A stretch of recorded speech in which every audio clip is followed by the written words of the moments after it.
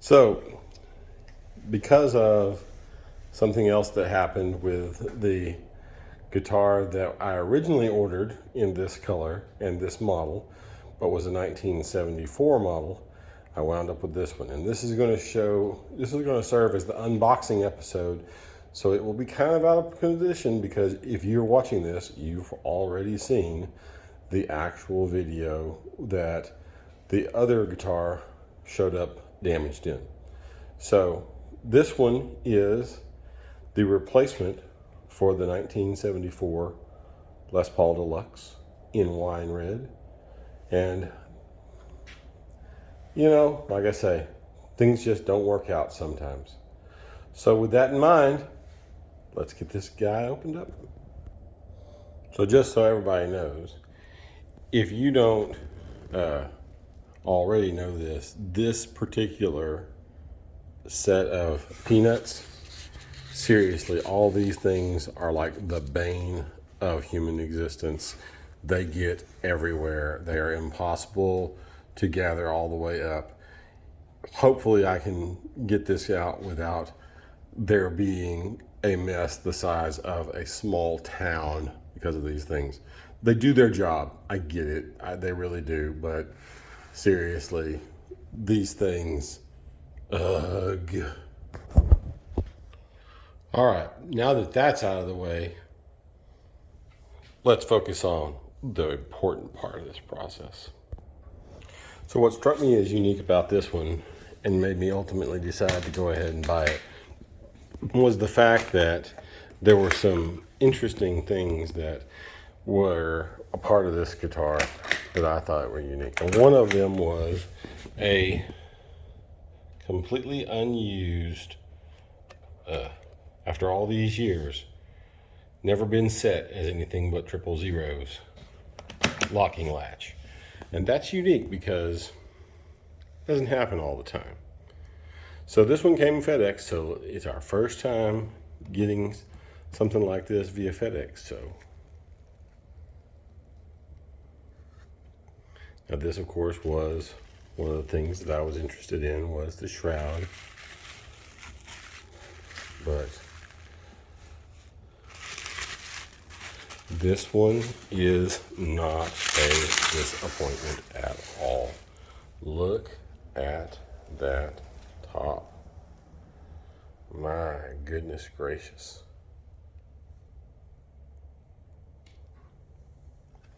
And I'm looking at the camera through right now, and I can tell you that it does not do this top justice. I am really going to be happy when the weather calms back down and we can get some good outside sunshine shots. All right, now the moment of truth comes up here, because this is where we found our last problem. Nope. Does not seem to be any problems. Doesn't feel like it, at least. Let's get this open. Oh man. So this one is not a 1974 Deluxe. It is not even a reissue of any kind that I can tell, though it's billed because of the fact that it is something about this generation of them is billed as a 30th anniversary models. But I see nothing that indicates that this is a special edition or anything like that. This guitar is absolutely gorgeous. It does need to be cleaned up because it is not clean at all, but it is a gorgeous, gorgeous specimen.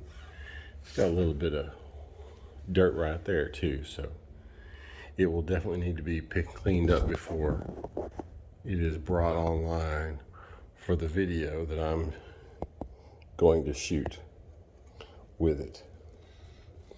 But this one dates to the 308th day of 2001. 526 in production, or 526 stamp.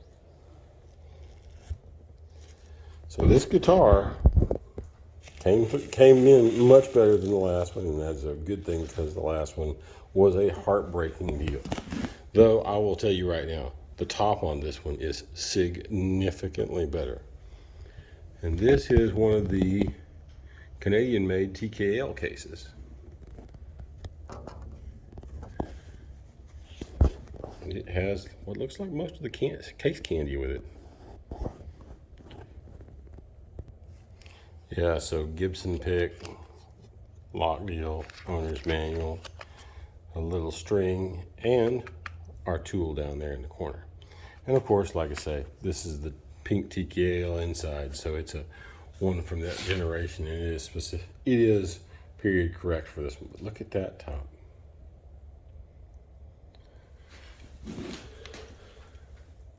So by the time you get to the point where we do a demonstration on this one, it will probably already have been cleaned up and have my, before I even do any kind of strumming on this one, I'll change the strings on it. Looks like these strings are a little out.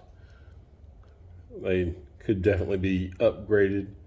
So, but this is the unboxing video to go with the other video. And hopefully this one will clean up as beautiful as I think it will. And we'll have a great sounding guitar very shortly. So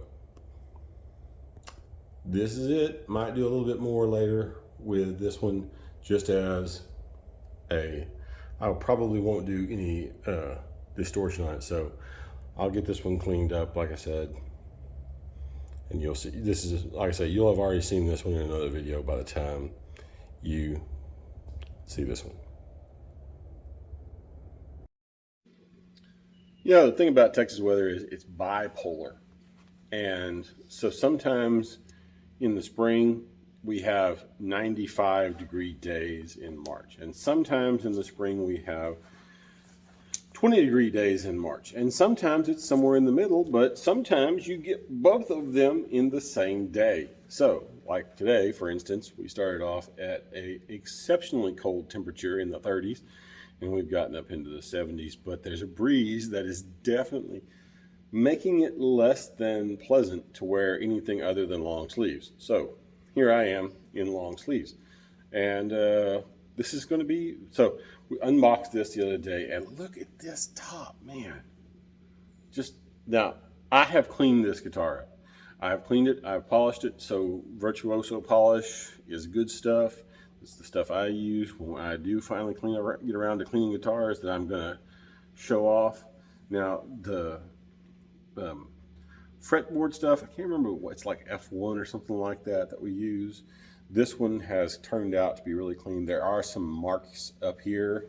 I don't know if I can get it to focus, because if I get it close enough, you can see that there's a little bit of shrinkage on the Gibson logo right here.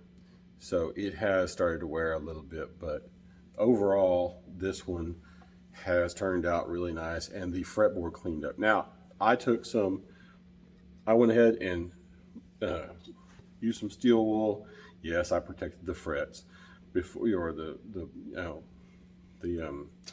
rosewood on this one while I was polishing up the frets, and I will tell you right now, it has a much better feel. Also, it's running Elixir 10 gauge strings.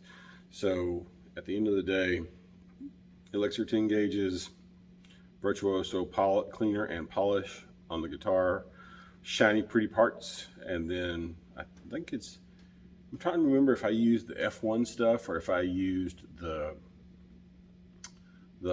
Guitar Honey fretboard conditioner on this one. But either way, it came out looking so good and coming out in a very beautiful.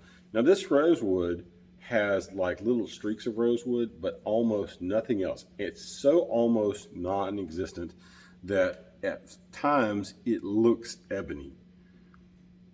Now that said, it is definitely rosewood because of the rose streaks in it.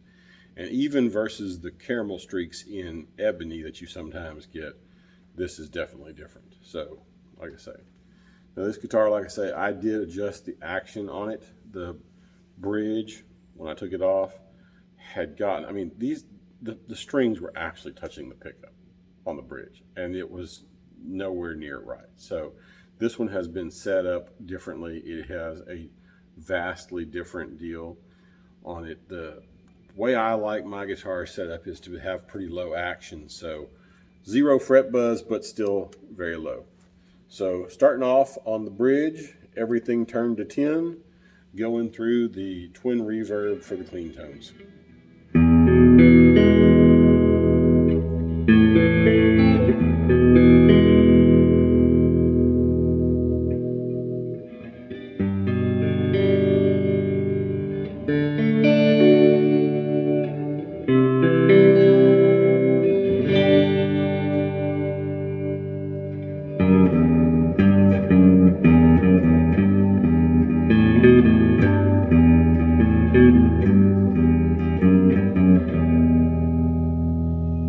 Now,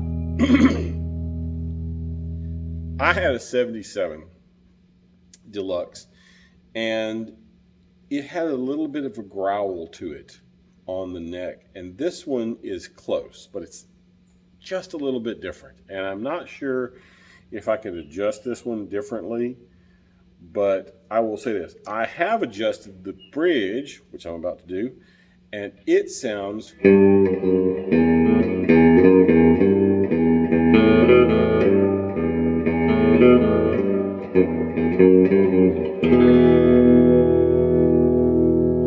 almost exactly like the 77 did.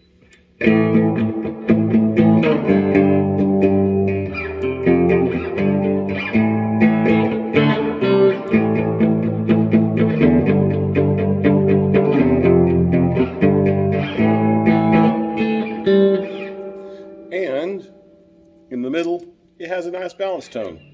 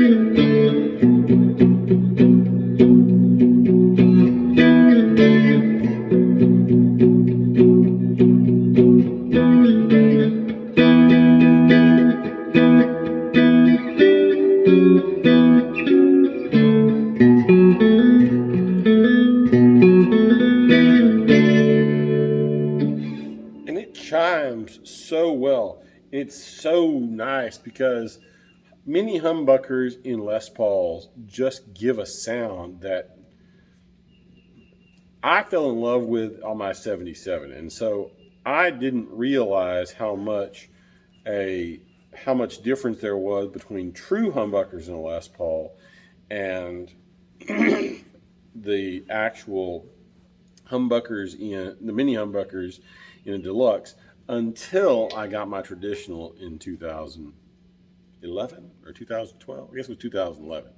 So this guitar has the same kind of bite and balance that I really like. And, you know, it's something that just feels good.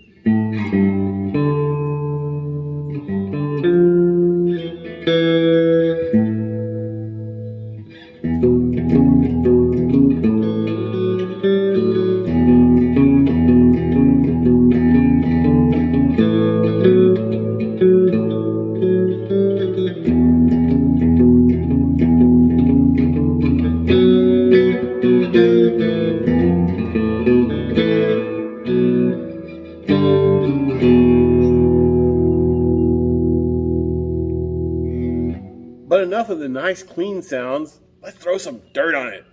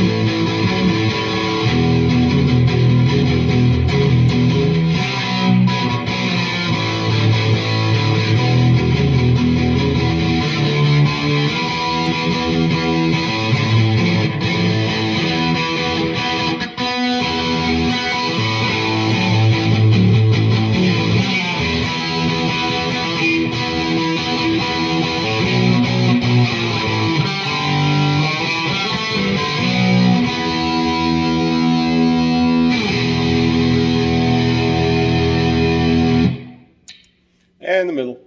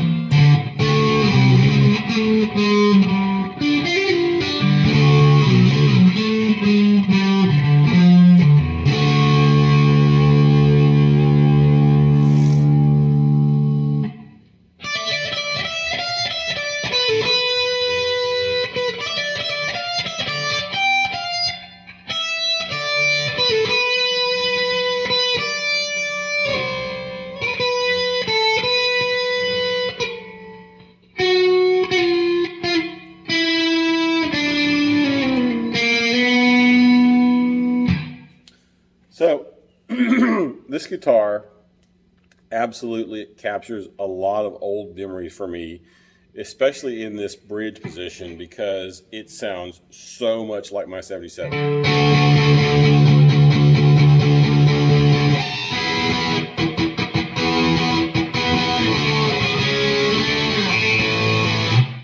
Now, coming from Fenders to a Les Paul in the 90s, I picked up that 77 Les Paul, and it absolutely had a bright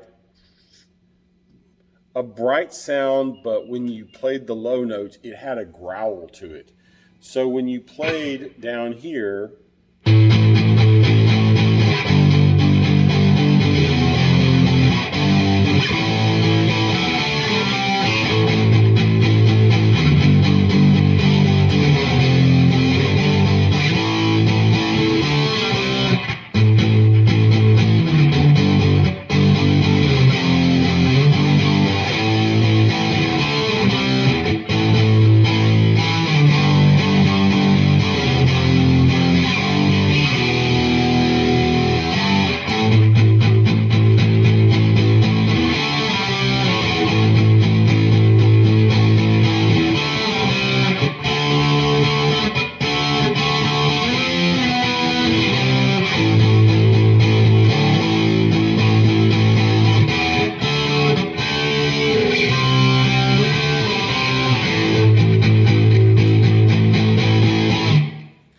it really just gives a tone. I mean, you can dial it back down to like 4, and it'll take a lot of that bite off.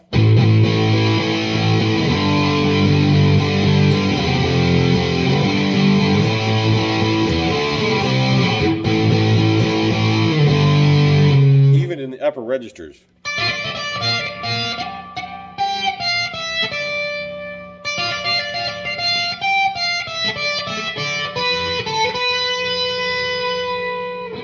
So you don't wind up with as much bite. Now, if you go all the way to 0, it just drowns. It just deadens it.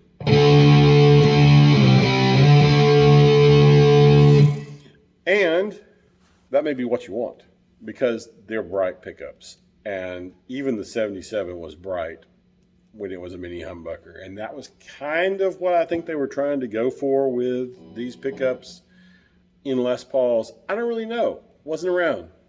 I'm just old enough to not be able to tell you that kind of stuff. But I will say this. This guitar has all the right moves and all the right tones to just have a feeling that makes you want to pick it up and play it over and over again. Now, pretty sure these strap buttons are not right. Pretty sure that's not OEM, but maybe it is. Maybe I don't know. someone else better than me should tell me if that's right or wrong, because they seem like they work really well. I can say that much. I have actually put it on a strap to find out if it was neck or body heavy, and it was pretty well balanced. I mean, overall, the guitar is in great shape. The guitar, like I say, cleaned up really well. It had a lot of just gunk on it, and I don't know what this guitar did, but I can tell you right now, it did not live a sheltered life before it got here. So, this will serve as the sound demo for this guitar. And there's another video this guitar will be in before you get to this. So hopefully you watched that one and heard the story of why this guitar came into being a part of this show. So anyway, 2001 Les Paul Deluxe. They said something about, when I was looking all this stuff up, that there was like a 30th anniversary. So maybe they were 30th anniversary deals. I don't really know, but they've got the modern writing on the tone and everything with the little write instead of the big writing. So I don't think, maybe they're not reissues or something. I really don't know. Don't have a good answer for that. Just know that this guitar right here plays and sounds great. I would absolutely recommend one. So if you're looking for, don't want to spend a boatload on a brand spickety spanking new 70s Deluxe, one of these Henry J options might be a pretty good option. Maybe shy away from something that's got this flame unless you're looking for to pay a little bit more than that. But I'll bet you could probably get one of these without the flame top for a decent price. Till next time.